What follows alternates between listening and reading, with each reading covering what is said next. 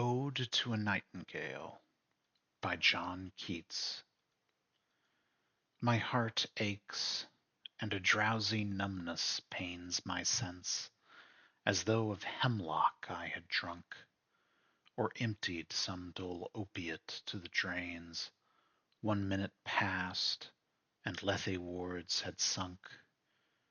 'Tis not through envy of thy happy lot, but being too happy in thine happiness, that thou, light-winged dryad of the trees, in some melodious plot of beechen green and shadows numberless, singest of summer in full-throated ease.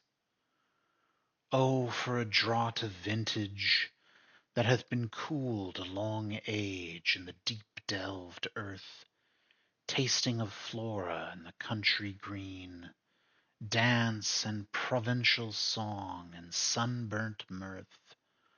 Oh, for a beaker full of the warm south, full of the true, the blushful Hippocrene, with beaded bubbles winking at the brim, and purple-stained mouth, that I might drink and leave the world unseen, and with thee fade away into the forest dim. Fade far away, dissolve, and quite forget what thou among the leaves hast never known, the weariness, the fever, and the fret, here where men sit and hear each other groan, where palsy shakes a few sad last grey hairs, where youth grows pale and spectre-thin and dies, where but to think is to be full of sorrow and leaden-eyed despairs, where beauty cannot keep her lustrous eyes, or new love pine at them beyond tomorrow. Away, away, for I will fly to thee, not charioted by Bacchus and his pards, but on the viewless wings of poesy, though the dull brain perplexes and retards. Already with thee, tender is the night, and haply the queen moon is on her throne, clustered around by all her starried fays. But here there is no light, save what from heaven is with the breezes blown, through verdurous glooms and winding mossy ways. I cannot see what flowers are at my feet, nor what soft incense hangs upon the boughs, but in embalmed darkness guess each sweet wherewith the seasonable month endows.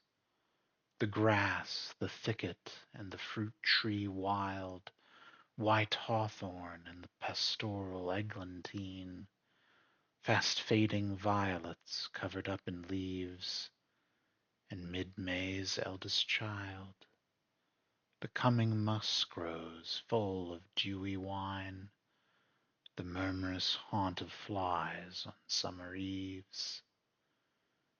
Darkling, I listen, and for many a time I have been half in love with easeful death, called him soft names in many a mused rhyme, to take into the air my quiet breath. Now more than ever seems it rich to die, to cease upon the midnight with no pain, while thou art pouring forth thy soul abroad in such an ecstasy. Still wouldst thou sing, and I have ears in vain, to thy high requiem become a sod. Thou wast not meant for death, immortal bird, no hungry generations tread thee down. The voice I hear this passing night was heard in ancient days by emperor and clown. Perhaps the self-same song that found a path through the sad heart of Ruth when, sick for home, she stood in tears amid the alien corn, the same that ofttimes hath charmed magic casements opening on the foam of perilous seas in fairy lands forlorn. Forlorn, the very word is like a bell to toll me back from thee to my sole self.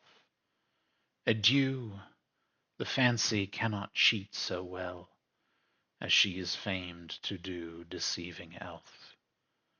Adieu, adieu, thy plaintive anthem fades past the near meadows, over the still stream, up the hillside, and now 'tis buried deep in the next valley glades.